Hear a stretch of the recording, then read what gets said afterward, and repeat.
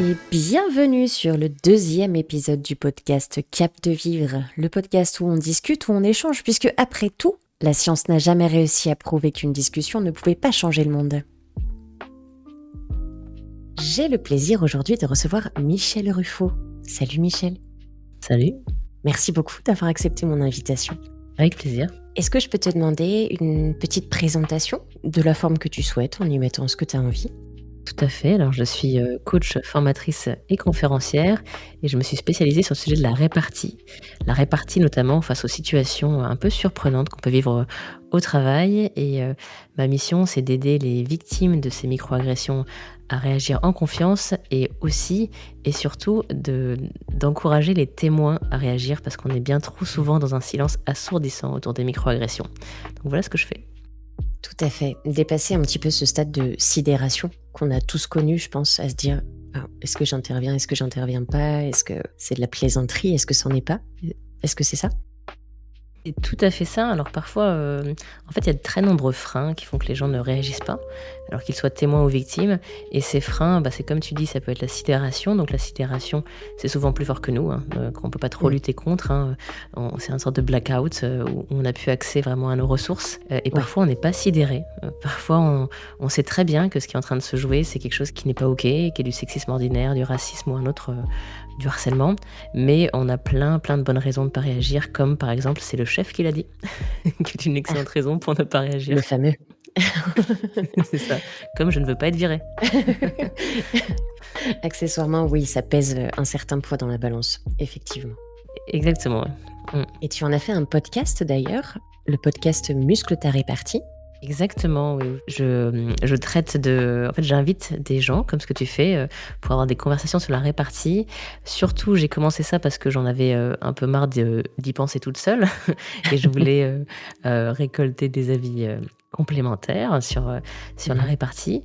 Et donc, je fais ces échanges pour inspirer les personnes qui l'écoutent. Et la baseline que j'ai choisie, c'est le podcast qui te donne envie de l'ouvrir. Donc, c'est pour justement inspirer les personnes pour qu'elles se rendent compte que certaines situations qu'elles vivent sont pas OK, qu'elles ont le droit de réagir et leur donner des idées aussi pour réagir.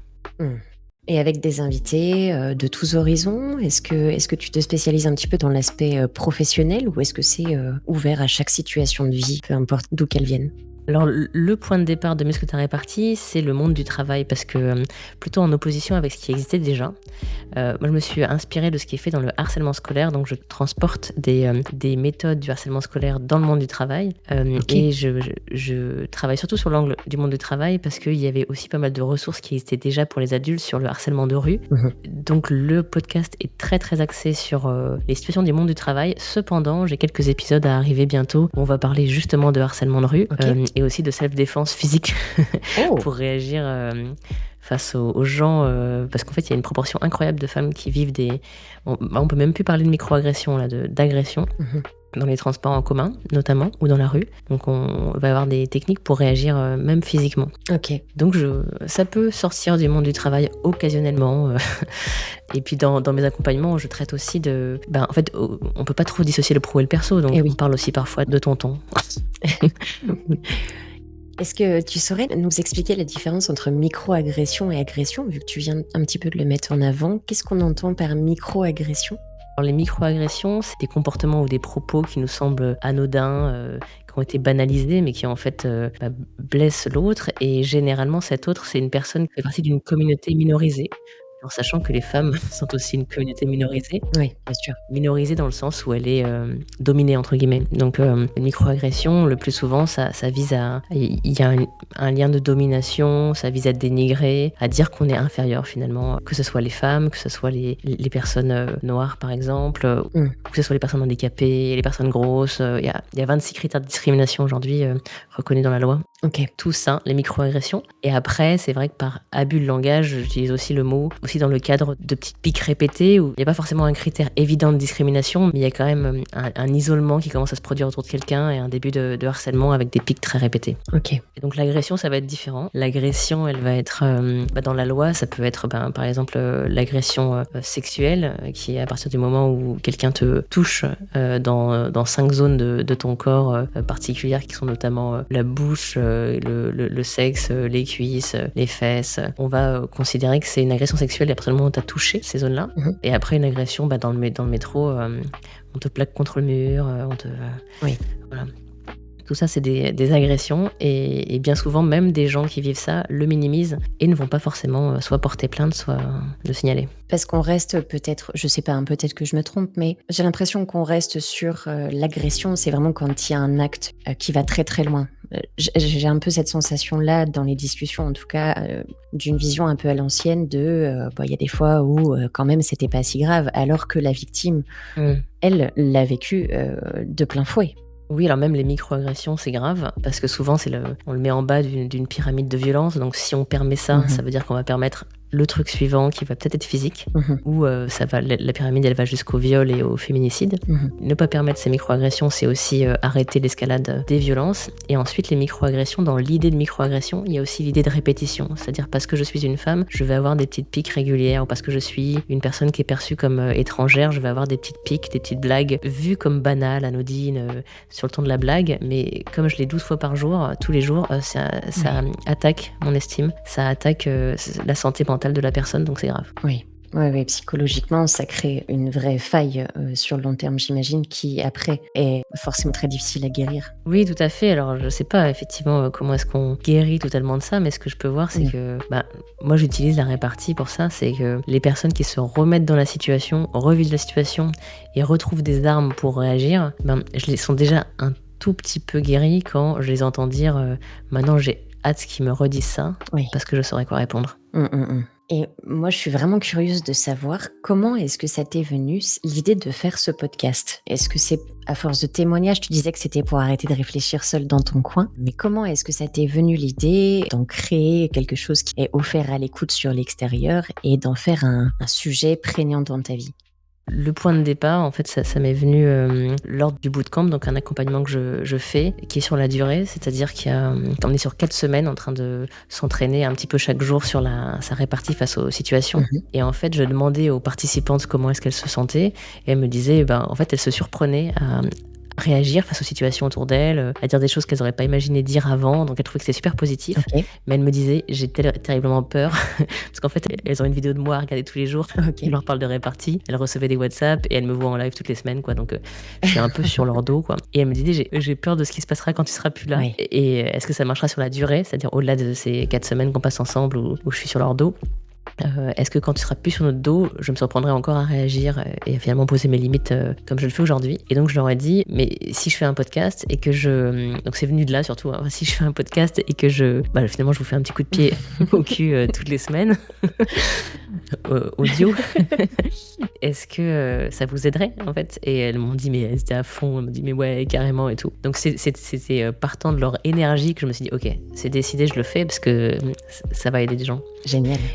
C'est parti grâce à elle. Et du coup, là, j'en suis au 21e épisode. Et donc, tout ça va très vite. Mais effectivement, je savais pas vraiment qu'est-ce que j'allais en faire. Aujourd'hui, ça a évolué en quelque chose où c'est des conversations, mais je fais varier les plaisirs sur des gens du monde du travail qui me partagent leur expérience ou des experts. Des experts prise de parole, des experts justement self-défense, rhétorique. Voilà. D'accord, donc on n'est plus seulement sur des témoignages, mais aussi sur, en direct, des armes, j'ai envie de dire, pour essayer de lutter face à tout ça, quoi. C'est ça. Super. Et on te retrouve sur toutes les plateformes de podcast? Moi, je sais que je te suis sur Spotify, mais je sais pas si tu es sur d'autres endroits? Oui, tout à fait, dans l'essentiel des plateformes de podcast audio et puis aussi en version vidéo sur YouTube. Ok. Alors, bien entendu, vous retrouverez les liens dans la description pour pouvoir suivre le travail de Michèle.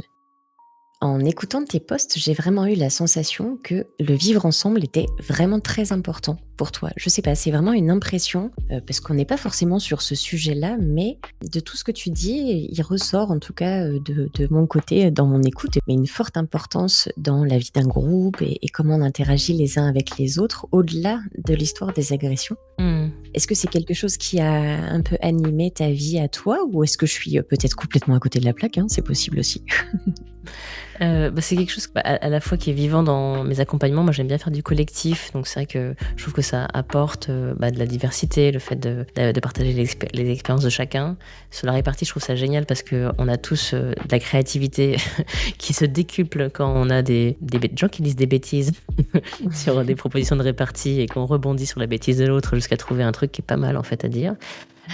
Et au-delà de ça, ce que tu dis, le vivre ensemble, finalement, c'est le côté, c'est la façon positive de dire je lutte contre les microagressions, quoi. En fait, j'aimerais bien que, moi, quand j'étais dans le monde du travail salarié, j'aurais vraiment rêvé qu'à la machine à café, on se plaigne un peu moins, on soit moins à se critiquer les uns les autres et qu'on soit plus en train de créer du positif.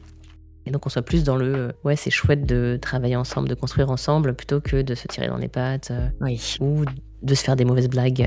Donc c'est le côté positif, ce que tu exprimes de ce que je fais. Effectivement, le but du jeu, c'est vraiment un climat de travail plus serein, parce qu'en vrai, c'est pas juste balancer des punchlines, la répartie, c'est faire en sorte de tout le monde affirme ses limites, tout le monde se respecte. Et pourquoi pas, dans le meilleur des mondes, une prise de conscience aussi que là, c'était un petit peu limite, en fait, ce que tu viens de m'envoyer. Même si, bon, je pense que c'est pas forcément à la portée de tout le monde, mais on peut espérer que, que certaines personnes aussi aient parfois juste besoin qu'on pose la limite pour dire bah non, là, tu vas trop loin. Et c'était vraiment douloureux, finalement. Ouais, c'est intéressant ce que tu dis parce que là, on parle de microagressions, mais il n'y a pas que. Enfin, dans la vie, on vit pas mal de situations qui sont peut-être en dehors aussi des microagressions. Quand j'anime des ateliers, j'ai formé une fois des managers à la facilitation d'ateliers et je faisais travailler les managers qui devaient faciliter l'atelier. Okay. Et c'était parti en cacahuète totale avec c'était que des managers pourtant qui étaient présents. Hein, donc, quand même, t'es censé avoir un niveau de gens qui se tiennent et qui sont respectueux. Oui, normalement, oui. Ils savaient qu'ils étaient dans un exercice, ils savaient qu'il y avait une manager qui animait pour la première fois pour l'exercice. Enfin bref, donc tout un cadre où on pourrait se dire ça se passe super facilement parce que c'est biaisé, tu vois. Mais pas du tout, c'était parti en cacahuète. Et c'est-à-dire qu'il y avait beaucoup de discussions parasites au même moment, ils écoutaient pas la personne qui animait, etc. Ok. Et moi j'étais en fond de salle, je voyais ça, je suis censée être juste à regarder, à débriefer après, mais là elle est quand même dans le caca. Et donc j'ai commencé à lui faire des grands signes dans le fond de salle et elle m'a vu et ne sachant que faire, elle m'a renvoyé des très grands signes. Et en fait il s'est passé quelque chose, les gens commençaient à se taire parce qu'ils l'ont vu gesticuler dans tous les sens. Et au moment du débrief, les gens lui ont dit en fait on avait besoin, on savait qu'on faisait de la merde, on savait qu'on était dissipés, un peu comme des enfants, tu vois, on savait qu'on était dissipés, Okay. on savait que ce qu'on faisait c'était pas bien, de parler tous en même temps, de pas t'écouter, mais on avait besoin que tu nous recadres, ça nous a fait du bien que tu nous recadres et tu aurais peut-être dû le faire avant. Ok. Et j'ai adoré ce moment, c'est-à-dire que c'est vraiment ce que tu dis, c'est-à-dire qu'il y a des gens qui ont des postes à responsabilité, qui ont quand même besoin qu'on leur remette le cadre de temps en temps pour leur dire ok, ça c'était pas ok. Ouais. Voilà. Oui, j'imagine qu'il y a peut-être un effet de groupe aussi. Enfin, voilà, on se laisse Exactement. peut-être facilement entraîner dans quelque chose. Peut-être une question d'éducation aussi, tout simplement. Enfin, j'ai pu avoir des conversations parfois avec des gens qui me disaient, suite à des propos qui avaient été tenus ou des attitudes, qui me disaient, mais pour moi, c'était pas du tout méchant ce que j'ai fait. Et parce que peut-être, grandi dans des habitudes qui sont pas forcément, en tout cas, dirigées par une ouverture d'esprit conséquente. Et j'ose me permettre d'espérer que parfois, en tout cas un pourcentage de ces microagressions pourrait être résolu par une simple prise de conscience. Peut-être que je rêve un peu aussi. Oui, faut rêver. Hein. Sur ce thème, faut rêver. Mais oui, il y a beaucoup de gens qui sont inconscients de ce qu'ils disent. C'est pour ça que c'est vrai que sur LinkedIn, je fais toujours l'appel à la punchline aussi pour rigoler. Mais parfois, c'est pas obligé d'avoir une punchline. Il suffit de dire ça m'a mis mal à l'aise. Est-ce que tu pourrais ne plus refaire ça? Et il y a beaucoup de gens qui comprennent et qui s'arrêtent, qui ne le font plus parce qu'ils ont compris que ça nous mettait mal à l'aise de faire ça. Ça arrive souvent. Après, ce que je constate aussi, comme tu dis, par rapport à l'éducation ou l'ouverture d'esprit, c'est difficile de jeter la pierre, je trouve. Notamment, moi, je me rends compte que les hommes ne se rendent pas forcément compte de l'impact de leurs mots quand ils parlent de femmes, du fait que ça peut être rabaissant. Ça peut être rabaissant, par exemple, de donner des surnoms, de faire des commentaires sur les tenues. Ça peut être déstabilisant, rabaissant. Ils peuvent penser que c'est bienveillant parce qu'ils ne le vivent pas. Oui. Parce nous, on ne fait pas ça, en fait. En tout cas, pour l'instant, on ne va pas commencé une réunion en disant: «Eh Paul, quelle belle chemise, elle te va bien aujourd'hui et maintenant passons au PowerPoint». Non, on fait pas ça. Heu Effectivement, non. et je suis sûre qu'il serait déstabilisé, Paul, si on faisait ça en début de réunion. Et Mmh. du coup, il ne comprend pas qu'on soit déstabilisé s'il commence en disant: «Oh sympa ton nouveau tailleur, maintenant passons au PowerPoint». Se rendre compte que nous, on a été un peu déstabilisés parce qu'en fait, on était là pour nos compétences et pas pour notre petit tailleur et que c'était pas le meilleur moment de le dire. Exact. Et donc ils s'en rendent pas compte, parce qu'ils ne le vivent pas. Et je me rends compte aussi, que c'est la même chose pour les personnes racisées. C'est-à-dire que moi, je suis une femme blanche et Mmh. donc je l'ai vu, notamment dans certains entretiens que j'ai pu mener, notamment pour le podcast, que, oui, il y a des choses dont j'ai pas conscience parce que je ne les vivrai jamais, Oui. parce que je n'aurai pas ce type de remarques. C'est comme je ne sais pas ce que ça fait, le fait qu'on te touche les cheveux parce que tu as les cheveux crépus. Car Oui. j'ai les cheveux tout lisses et ça n'a jamais intéressé personne. Donc je n'ai jamais expérimenté ça. En tout cas, je sais que c'est une situation insupportable. Maintenant, je le sais, mais peut-être que je l'ai jamais fait, mais que les gens qui le font, en tout cas, eux, ne se rendent pas compte que c'est intrusif parce que Mmh. personne ne leur a jamais mis la main dans les cheveux au travail. Oui, oui, oui. Bon, c'est un peu rassurant sur la nature humaine de se dire que c'est pas forcément, volontairement dégradant. J'aime qu'on soit sur Oui, cette idée mitigée. c'est ça, exactement, exact. On va dire ça. On va dire ça. Mmh. Et par rapport à tes actus, donc je crois que tu as, des activités qui reprennent incessamment sous peu.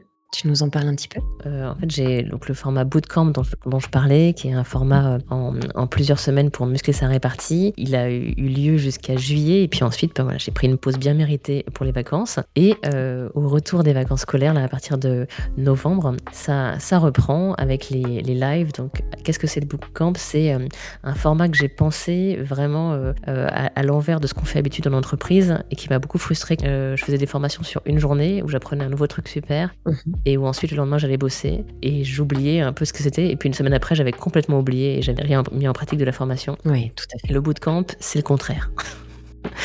L'objectif, c'est, et surtout parce que sur la répartie, pour moi, je me disais, c'est vraiment quelque chose qui s'intègre sur la durée.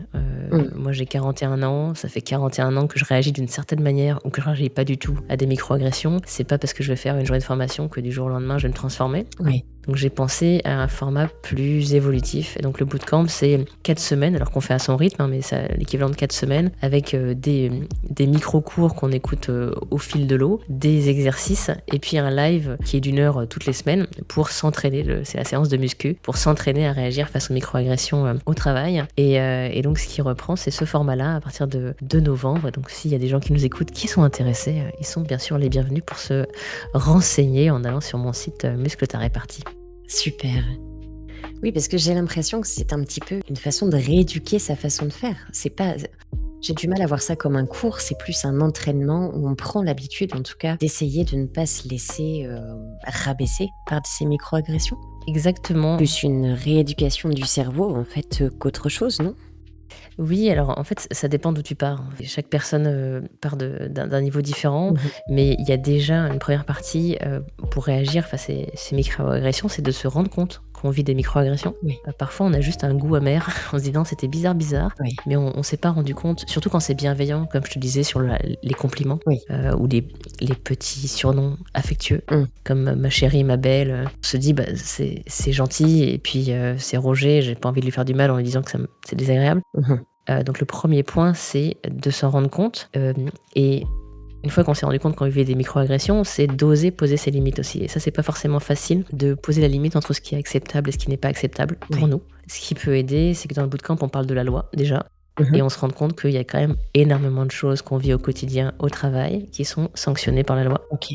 mais qu'on n'a jamais fait sanctionner parce que, parce qu'on le signale pas, hein, donc déjà ça n'aide pas à le faire, sanctionner. Donc c'est déjà l'occasion de réaliser à quel point on vit des choses, qui peuvent contribuer à, limiter la confiance en soi Oui. et ensuite il s'agit de décider d'y réagir et là, comme tu dis, c'est une vraie rééducation parce qu'en en fait on a l'habitude, en tout cas la plupart des personnes qui rejoignent le bootcamp, ils sont dans une binarité aujourd'hui où, soit ils se taisent comme on disait au début, en fait, je me tais parce que je suis sidérée à chaque fois, Mmh. je suis trop en colère, je suis trop touchée par l'émotion, donc je peux rien dire. Oui. Ou je dis rien parce que c'est le chef, parce que c'est un salarié ultra protégé, parce que c'est pour 1000 bonnes raisons, je me tais. Mmh.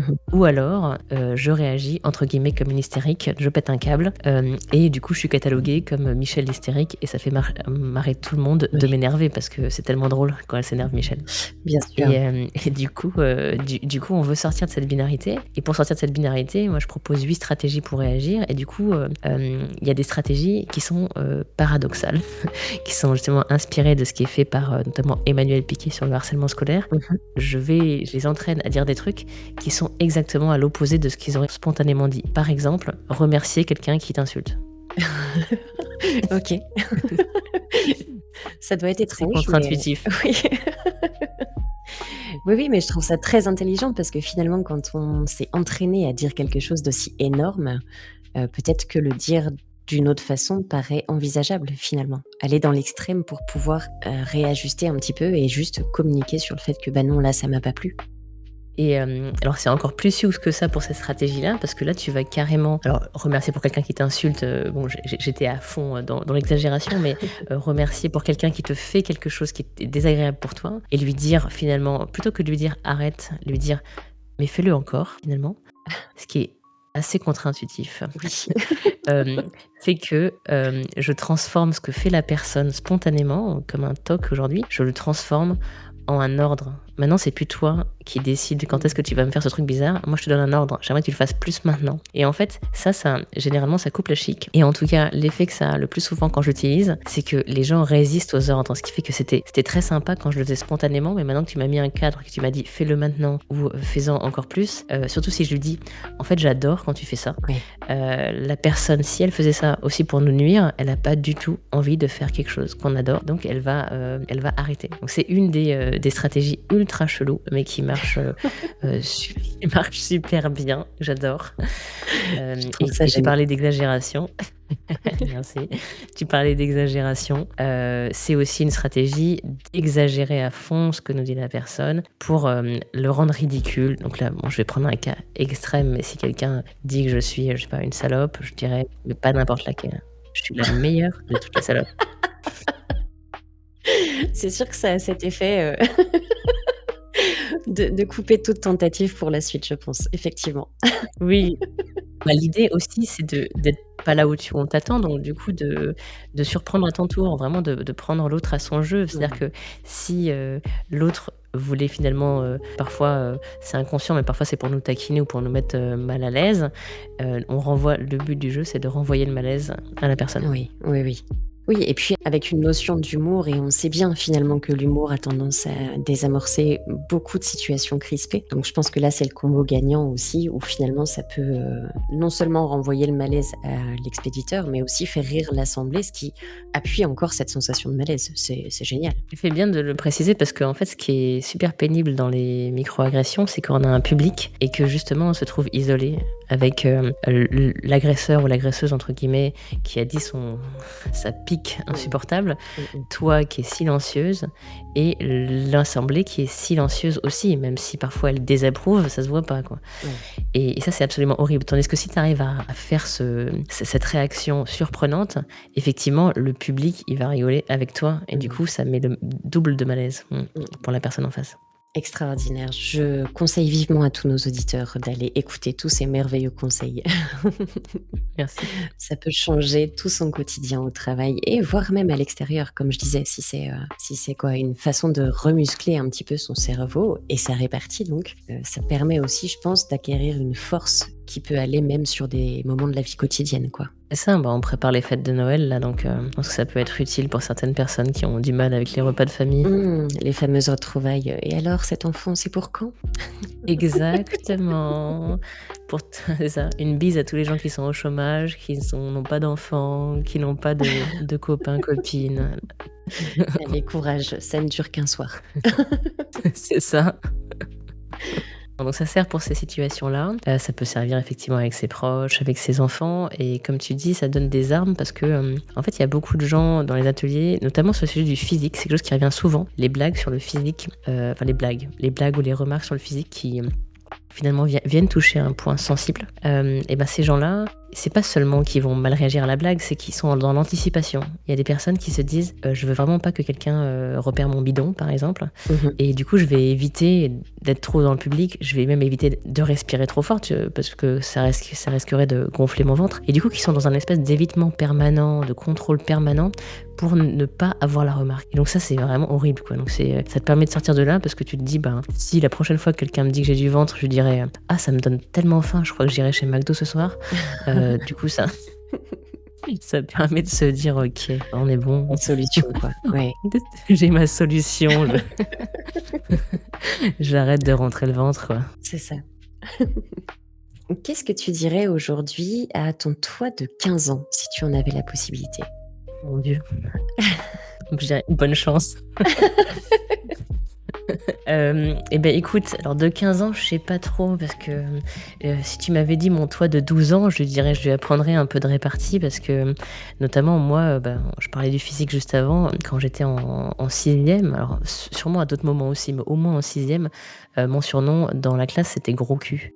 Donc moi j'étais gros cul, et d'ailleurs je pensais que j'avais un gros cul vu que je m'appelais gros cul. C'est vrai que quand je regarde les photos, je me dis en fait j'étais plutôt mieux gaulée qu'aujourd'hui globalement, mais mais bon, la différence c'est que maintenant je m'aime bien, et je lui aurais chuchoté quelques astuces pour réagir face à des micro-agressions, ou même ces agressions verbales de la classe, et pour célébrer, vraiment célébrer ce gros cul. Voilà, comme Beyoncé dans la cour de récré, me dire mais ouais, mais qu'est-ce qu'il est beau ce cul qui vous obsède là. Ouais, c'est vrai que oui, la période collège en général, qu'est-ce qu'elle est rude. L'enfer. Le dernier film, livre ou le dernier contenu culturel que tu as découvert et que tu as envie de partager? Eh ben, justement, j'ai un livre à côté de moi, donc je vais te dire ce que je suis en train de lire. Avec plaisir. Eh ben, je suis en train de lire le livre de Christine Béraud qui s'appelle Écrire l'humour. En fait, elle a mis à jour des 2 livres qu'elle avait écrits par le passé, qui s'appelaient Écrire un one-man show et écrire une chronique pour les chroniques radio, qu'elle a fusionné dans ce livre-là, dans cette mise à jour qui vient de sortir. Et l'intention pour elle, c'était d'équiper les personnes qui voulaient faire des one-man shows ou écrire des chroniques radio. C'est notamment utilisé dans des écoles sur ce sujet-là. Et en fait, moi, je l'ai acheté, puis je le lis, parce que en fait, dans mes accompagnements, il y a beaucoup de gens qui veulent être drôles. Ce qui n'est pas indispensable en répartie d'être drôle, mais c'est vrai que c'est quand même plus marrant et plus impactant. Et puis aussi, c'est vrai que, comme tu dis, ça dégonfle aussi les situations, l'humour. Et donc, je suis en train de creuser ce sujet-là, de comment est-ce qu'on peut faire des trucs qui sont... non seulement on surprend l'autre, mais en plus, on a des chances d'être drôle dans la répartie. Excellent. Si on arrive à allier les deux, oui, effectivement, je pense que là, c'est la victoire totale. C'est ça. Si tu étais un moment de détente, qu'est-ce que tu serais? Quelque chose que j'adore, c'est de ressentir le soleil, tu vois, sur ma peau. Donc je serais une chaise longue face au soleil. Un jour où il pleut pas, évidemment. Oui. Surtout dans la période où on entre là, on va commencer à en avoir besoin. Exactement. Ouais. Je savoure chaque instant de vitamine D chaque jour, car je sais que ces jours sont comptés. Tout à fait. Et pour terminer, une petite tradition ici, et je vais te demander le mot de la fin, donc un mot de la langue française qui te passe par la tête là à l'instant, que ça ait du sens ou non. Pas forcément ton préféré, mais juste un mot. Moi, je pense à Rennes. Je pense à Rennes parce que je mets parfois sur mes présentations un gif de Beyoncé qui se met une couronne. Et donc, c'est généralement ce que je dis en répartie, c'est qu'il faut se célébrer autant que, comme tu disais, les autres, dans ces situations, nous dénigrent, nous rabaissent. Et donc, nous, là, on va se mettre la couronne et se célébrer. Parfait. Un grand merci à toi, Michel. Ça a été un vrai plaisir. Merci. Merci beaucoup. À très vite. À très bientôt.